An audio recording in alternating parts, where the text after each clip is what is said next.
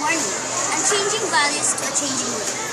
As we all know, everything in this world is dynamic. Dynamics, which means everything is prone to change, even us.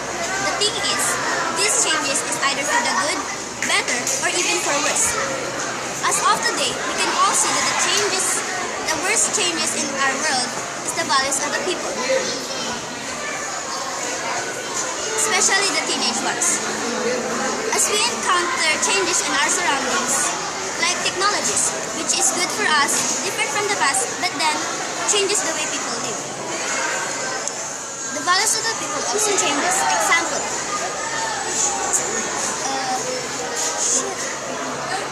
Example, teenagers now are less conservative. They don't even respect the elders.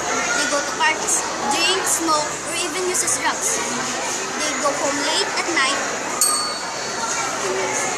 They go home late at night.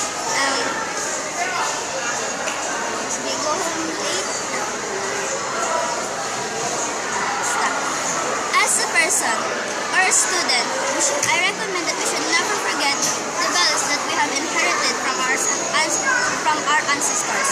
For these values are more precious than the materials that we have now. Thank you.